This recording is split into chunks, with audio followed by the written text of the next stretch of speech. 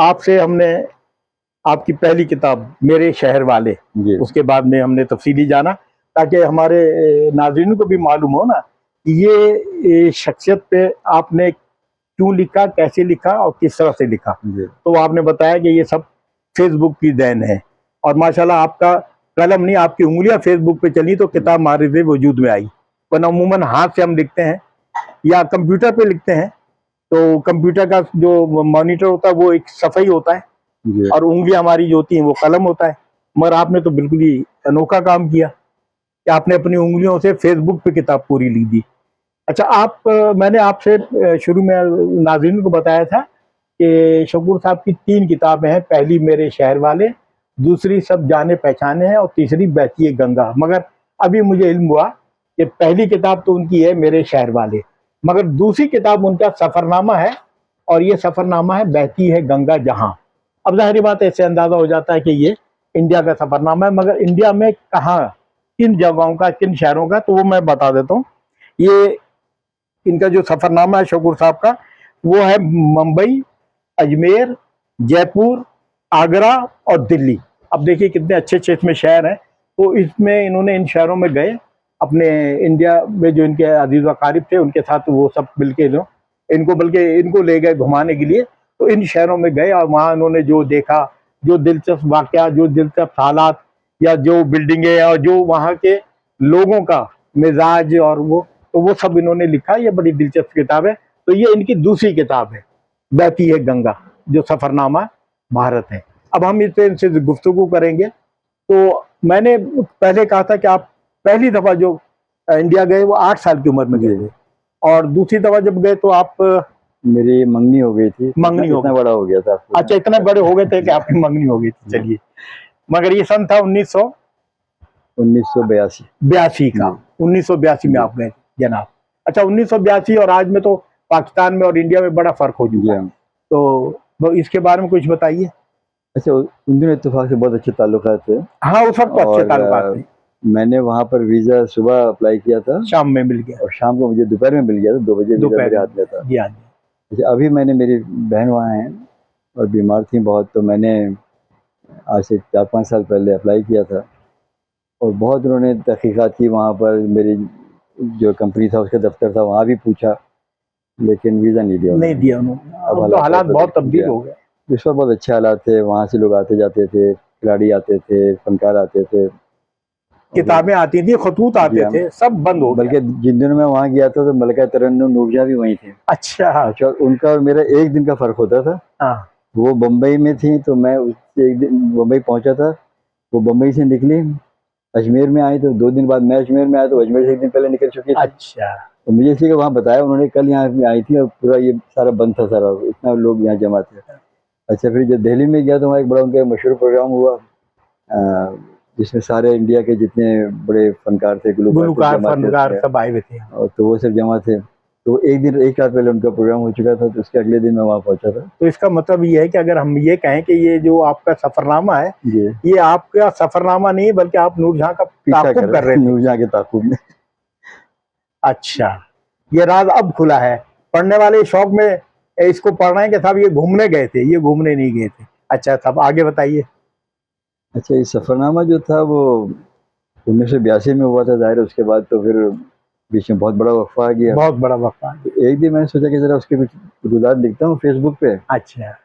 तो मेरा ख्याल था कि वो 1 या 2 उसमें हो जाएगा, ज़्यादा तो उसमें कोई ऐसी बात नहीं थी। तो लिखना शुरू किया तो पता चला जो पहले ही जो मेरा बॉम्बे का क़याम था वो 3-4 किस्तों में हो गया उसके। माशाअल्लाह। तो अच्छा, अब इत्तेफ़ाक ये हुआ कि जब लिखना शुरू किया तो जो पढ़ने वाले थे उनको भी उसमें मज़ा आने लग गया। और हिंदुस्तान से ख़ास लोगों को ज़ाहिर एक ताल्लुक़ है, और हम में से जो अक्सरियत है या तो हिंदुस्तान से आई है या वो हिंदुस्तान से कुछ ख़ास मुखासमत रखते हैं, तो वो देखना चाहते हैं कि हिंदुस्तान हमारे मुकाबले में कैसा है, अच्छा है, बुरा है। तो और जब इसको लिखना शुरू किया तो अच्छे ख़ासे जो पढ़े लिखे थे बहुत से लोग, और जो मोअम्मर हज़रात थे वो भी इसमें जो है दिलचस्पी लेने लगे, और उनके तफ़सीरें जो आते थे वो बाज़ औक़ात मेरे जो तहरीर से ज़्यादा बड़े तवील होते थे। लोगों को मालूमात भी हासिल हो रही थी उसके अंदर। दिलचस्पी का पहलू अलग से था। तो फिर वो जब सिलसिला शुरू किया मैंने, तो अच्छा, मुझे इत्तेफाक ये हुआ कि जब इतनी सारी बातें याद तो नहीं रहनी चाहिए थी इतने सालों के बाद, तकरीबन 30-35 साल का वक्फा था उसमें। ये जब लिखना शुरू किया तो ऐसा लगता है कि सारी एक तस्वीर जो है वो बिल्कुल जिसमें तस्वर में पूरी फिल्म चल रही है और वो तरतीब से। यहाँ तक कि जो बातें लोगों से होती थी, जो मुकालमे थे मेरे अपने वो भी याद आ गए से, बहन भाइयों से, खाला के और मामू के बच्चों से, वो सारे ऐसे याद आते चले गए। और मैंने उसको उसी अंदाज में यहाँ पे जो उतारा सारा। तो वो किताब जो है मतलब एक बड़ी कुदरती शक्ल में थी। उसमें मैंने कोई जो होता है ना कि ज़ेब दास्तान के लिए कोई ऐसा कुछ नहीं किया, उसमें कोई कली फुंदने वगैरह नहीं टांगे उसके अंदर, और वाक़यात भी वैसे ही रखे। बस ये था कि बाज़ वाक़यात की जो तरतीब थी वो मैं भूल गया था, तो उसको फिर मैंने ज़रा वो उसमें जाके देखा, फेसबुक वगैरह इसमें विकिपीडिया वगैरह के अंदर, कि ये जो जगह थी ये असल कहाँ पर थी। जैसे दिल्ली में मैं गया था निज़ामुद्दीन की दरगाह पर, तो मेरे जहन में ये था कि वहाँ 3 मकबरे थे बहुत बड़े। एक तो निज़ामुद्दीन औलिया का था, एक वहाँ पे मुझे मिला अमीर खुसरो का, और तीसरा मेरे ख्याल में था कि वो बख्तियार काकी साहब उनका था, हज़रत बख्तियार काकी का। लेकिन बाद में मुझे पता चला कि नहीं, हज़रत बख्तियार काकी का जो मज़ार है वो कुतुब मीनार के साथ, कुतुब मीनार तो वहाँ किसी और का था, लेकिन मुझे वो किसी ने ठीक से बताया नहीं तीसरा मज़ार किसका था वहाँ पर। कोई कहता है कि वो शाहजहाँ की किसी बेगम का था, कोई कहता है कि वो किसी बुजुर्ग का नाम लिया, लेकिन मुझे अब तक वो पता नहीं चला कि तीसरा मज़ार किसका था। किसी ने शाफ़े जवाब नहीं दिया उस बारे में। तो और फिर वहाँ से हम चले गए थे जयपुर, आगरा, दिल्ली, तो वो सारे इसके अंदर जो हैं वो मौजूद है सारा। अच्छा, तो ये जो आप ये पूरी आपका ये जो सफरनामा है पूरा फेसबुक का है, सारा आपने फेसबुक पे ही लिखा और फिर उसको ये यज्ञ किया। तो इसमें जैसे आपने कहा कि मैं जब वहाँ गया वो, तो आपको पता नहीं चला कि वो तीसरी कब्र किसी है। अगर 1982 में मेरी आपकी मुलाकात हो चुकी होती, उससे 1 साल पहले, तो मैं आपको एक किताब देता जिसको आप पूरे हिंदुस्तान की गाइड समझते, और वो है प्रोफेसर मोहम्मद असलम साहब की, जो शोबे तारीख के हेड भी रह चुके हैं। उन्होंने लिखा है सफरनामा भारत, वो सफरनामा हिंद, सॉरी, उसमें उन्होंने एक एक पूरे हिंदुस्तान में गए, कई दफा गए, एक एक जगह का बताया है, ये सब बताया। हत्ता ये कि उन्होंने ये तक बताया कि जायस जो थे मोहम्मद जायसी, उनका कब्र लोग समझते हैं जायस में है, वो कहते हैं जायस में नहीं है, उन्होंने बताया। तो अगर वो किताब आपके हमारा होती तो आपको पता चलता वो तीसरी कब्र किसकी है। वो बहुत अच्छी है। मैं जब 3 दफा गया तो वो किताब लेके गया था, मैं वो किताब लेके गया, और जिस शहर में जाता, अब मैं ज्यादातर तो मुझे 5 शहरों का मिला था, तो मैं भी इस 5 शहरों 3 शहर का मिला। हाँ नहीं, मुझे बम्बई का भी मिल गया, दिल्ली का भी मिल गया। तो अमूमन दिल्ली और बम्बई एक साथ नहीं देते थे, मगर बहरहाल मिल गया। तो जब मैं वहां जाने लगता तो पहले उस किताब को पढ़ता, उस शहर के बारे में, और फिर जाके देखता कि इन्होंने जो लिखा है तो मैं देखूं उसे। खैर, तो ये तो बहुत अच्छी सूरत रही, और वो बहुत दिलचस्प किताब है ये आपकी। इसके अंदर बहुत से वाक़यात हैं, और दूसरी बात है वहाँ के जो रस्म रवाज है और वहाँ के जो लोगों का सुलूक है वो भी इनको इतना अच्छा लगा। बहुत से हिंदुओं ने या मुसलमानों ने जो वहाँ के थे, बहुत अच्छा इनसे सुलूक किया और इनको इनके दिल में अनमिट नकूश छोड़े। अच्छा, अब आते हैं हम आपकी तीसरी की किताब, ये है जनाब चांद से मुखड़े रशिया हवाला सब जाने पहचाने। ये आपने इसको अनुमान दिया, बहुत अच्छा अनुमान दिया। वो मेरे शहर वाले तो खैर वो कराची के हवाले थे, मगर ये है। और इसमें भी आपने तकरीबन 26 नहीं बल्कि 22 लोगों के बारे में, उनके बहुत अच्छे लोग हैं, उनके बारे में लिखा है। जैसे हबीब जालिब भी हैं, नवाब बहादुर यार जंग है, राजा साहब महमूदाबाद हैं, अल्लामा मशरकी हैं, मोहम्मद रफ़ी हैं गुलकार, और लता भी हैं, फजल महमूद भी हैं, मोहम्मद अली बक्सर भी हैं, इमरान खान भी हैं, मोइन अख्तर हैं, नूर जहां हैं, ये इनके बारे में। तो ये भी आपने फिर इसके बाद इस सिलसिला शुरू किया हो? ये सिलसिला शुरू नहीं किया था, ये आगे पीछे लिखता रहता था। अच्छा, उन्हीं में से निकाल के आपने दूसरी किताब? हाँ, असल में मेरी एक जो तखसीस आप कह लें वो है कुछ किरदार निगारी या किरदार निगारी। हाँ, वो मतलब तखसीस नहीं है, जो लोग याद आते हैं मुझे कि फलानी शख्सियत थी, तो और जो कुछ जिस तरह मैंने उनको देखा या जाना उसके बारे में लिख देता था। अच्छा, अब जैसे इसमें बहुत से शोरा का जिक्र है, तो शायरी से मुझे कभी दिलचस्पी नहीं रही। अच्छा। मतलब पढ़ने का सुनने का शौक़ तो रहा, लेकिन मतलब ये कि जैसे लोग शेर कहने की कोशिश करते हैं या इस तरह से, मेरे समझ में भी अशार नहीं आते, ना अच्छा। मुझे याद रहते हैं। अच्छा। लेकिन फिर भी एक वक्त ऐसा गुजारा है कराची में, इन सबको बड़े करीब से देखा। मैंने एक मुशायरा अटेंड किया था कराची में, जो पाकिस्तान की तारीख का सबसे बड़ा मुशायरा था। हाँ, कस्टम का? नहीं, वो हुआ था KGA ग्राउंड में, हुआ था 1974 में। 74 में। उसमें सिर्फ 3 मशहूर शोरा नहीं थे। एक तो फैज़ साहब नहीं थे, वो ज़माने में जिलावतन थे, या रास्ता जिलावतनी थी, उनके बैरूत में होते थे। और एक थे अहमद फराज, वो शामिल नहीं थे, इसलिए कि वो मातूब थे उस ज़माने में। वो ज़माने मातूब थे। अच्छा, हाँ। और एक जमीलुद्दीन आली थे, वो गए हुए थे पाकिस्तान से बाहर। अच्छा। उनके अलावा जोश मली आबादी, तकरीबन हफीज़ जालंधरी, वो एहसान दानिश, माहिर कादरी, बड़े बड़े हिमायत अली शायर, शोरा की मैसर बदारी, कहकशां थी वहाँ। तकरीबन हर, इकबाल अजीम, माशा। और मतलब तमाम शोरा वहाँ मौजूद थे। हाँ। तो मतलब ये कि वो माहौल ऐसा था कि आप शायरी से बच नहीं सकते थे, तो उनका असर रहता था। तो अच्छा, अब रेडियो पे भी सुनते थे बहुत सौ को। तो अक्सर शोरा का मैंने तज़किरा किया, तकरीबन मैं 30-35 शोरा के बारे में लिखा है। अच्छा, फिर मैंने यहाँ तक कि गालिब और इकबाल और मीर तक़ी मीर के बारे में लिखा। अच्छा, अब इनके बारे में मैं क्या लिखूँ, जिसको ना उनके बारे में उनका कलाम पूरा पढ़ा है, ना उनके बारे में इल्म है। तो मैंने ये लिखा है कि जैसे मैंने उनको देखा, जैसे मैंने उनको महसूस किया। सही है। वो अब जैसे इकबाल जो हैं, उनको मैं उस वक्त से पढ़ रहा हूँ जब मैंने पहला लफ्ज़ स्कूल में नहीं पढ़ा था।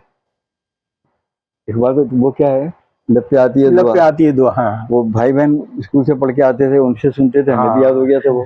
यानी मैंने पढ़ना लिखना शुरू नहीं किया और इकबाल को पढ़ लिया था। तो ये इस तरह से जो मेरी जो तहरीर है, तो वो जिस तरह मैंने उनको महसूस किया, जैसे मैंने उनको देखा, उनके बारे में लिखा। नहीं, वही तहरीर बहुत अच्छी होती है कि जो आदमी अपने दिली जज्बात का इजहार करे। वो बाकी किताबों से लेके कोई मजमून बना लेना, वो तो इतनी कमाल की बात नहीं किसी के बारे में ना मैंने पढ़ा है ना कुछ है, जो मेरे महसूसात हैं उनको। और फैज़ के बारे में मैंने लिखा। मैंने तो फैज़ को हम सुनते आ रहे थे बचपन से। जी, फरीदा खानम और फैज़ तो लाजिम व मलजूम थे। हमने पहला सुना था मेहदी हसन को। हाँ, पहले मेहदी गाते थे। रंग भरे। अच्छा, वो समझ में आता है कि क्या कह रहे हैं। तो वो बादे नौ बहार को मैं समझता बादलों बहार चले, बादलों बहार, बहुत बाद में समझ आया कि बादे नौ बहार। तो मैंने उसी अंदाज में उस चीज़ को लिखा है कि फैज़ को पहले कहाँ सुना था, और फिर जैसे जैसे बड़े होते गए, अच्छा, फिर पता चला कि वो इनकलाबी शायर हैं। और फिर एक उस ज़माने में 1971 में जब इलेक्शन हो रहे थे, तो पाकिस्तान में एक बहस छिड़ी हुई थी दाएं और बाएं की, इस्लाम पसंद और सोशलिज्म और तरक्की पसंद। तो हमें तो फैज़ से दूर रखा गया हमारे घर वालों ने, इसलिए कि हमारे घर वालों का ताल्लुक था, मेरे वालिद साहब जो थे वो जमात इस्लामी के हमदर्दों में से थे। माशाल्लाह। तो फैज़ को पढ़ना तो एक मतलब बड़े गुनाह की बात है। तो हम माहिर कादरी को पढ़ सकते थे और शोरिश काश्मीरी को पढ़ सकते थे, लेकिन फैज़ साहब को, जोश को, उनको नहीं पढ़ सकते थे। तो हालांकि वो ज़माना था जब फैज़ को पढ़ना चाहिए था। तो जब फैज़ को पढ़ा तो फिर अंदाज़ा हुआ कि फैज़ क्या चीज़ है। तो ये जिसकी पढ़ी हुई सामने नुस्खा है वफ़ा। जी हाँ, नुस्खा है वो मेरे पास भी थे, और जब ये पढ़ी मैंने, तो फिर तो ज़ाहिर फैज़ से दिलचस्पी बढ़ती गई। तो मैंने जिगर मुरादाबादी, हसरत मुहानी, फैज़ और आपके हबीब जालिब और इस तरह से तकरीबन कोई 30-35 शोरा के बारे में लिखा। तो क्योंकि आप इनके बारे में जानते थे और उनको आपने पढ़ा, तो पढ़ के जो लिखा तो वो एक खालिस तहरीर बनती है। तो मगर आपने एक बात बोली कि मुझे शेर अब भी समझ में नहीं आते, तो साहब मैंने आपके साथ बैठ के 2-4 मुशायरों में गज़लें सुनाई, तो वो आपके तो समझ में नहीं आई, फिर दाद क्यों दिया आपने मुझे? ऐसा नहीं है कि बिल्कुल समझ में नहीं आते, लेकिन उस तरह से समझ में नहीं आती जैसे जो उसकी गहराई और गिराई होती है, और जो लोग बयान करते हैं, मतलब उसका दावा नहीं कर सकते। नहीं, तो आप समझते हैं कि जो दाद देते हैं वो समझ जाते हैं गहराई और गिराई को? अच्छा, मैं आपको बताऊं एक चीज़, अब चूंकि सामने हो रही है ये बात, तो उसमें एक बड़ी मुनाफिकत दिखाता हूँ मैं। अच्छा। कि अक्सर लोग हमारे दोस्त जो हैं, खैर अक्सर इतना भी नहीं है कि समझ में नहीं आते, कुछ चीज़ें समझ में आ जाती हैं। अच्छा। लेकिन बहुत सी चीज़ें समझे बगैर शायर को क्या चाहिए होता है, वाह वाह वाह चाहिए। हाँ, तो आप लिख दें वो उनके लिए काफ़ी होता है। काफ़ी आपकी समझ में क्या आया क्या नहीं आया, और समझ में किसके आता है। सारे तमाम अशार गालिब को कोई दावा कर सकते हैं, गालिब को समझ सकते हैं नहीं, मगर वो जो पढ़ते हैं, जो शायर पढ़ता है, तो वो जाहिर में वो भी ये समझ के पढ़ता है वो कौन सा गालिब अमीर है। तो खैर, तो आप ये बताइए कि आपने शायरी क्यों नहीं शुरू की? वो शायरी मैंने बहुत देखा कि मैं एक शेर भी मौजू नहीं कर सकता, मैं, वो मेरे बस की बात। हाँ ठीक है, ये तो है, वो मेरे खमीर में ही नहीं है। वो काम मेरे भाई साहब ने संभाल रखा है। हाँ, वो मुनीर पठान जैसे माशाल्लाह, वो तो ऐसे ही शेर कह रहे हैं कि वो साहब वो तो बल्कि शेर क्या, वो बबर शेर कह रहे हैं जी हाँ, बबर शेर कह हाँ। रहे हैं। अच्छा, तो ये आपने बहुत अच्छा किया। और हकीकत भी मैं समझता हूँ कि जिस सिन्फ की तरफ आदमी पूरी तरह रग़बत हासिल नहीं करे, उसका छोड़ देना ही बेहतर होता है।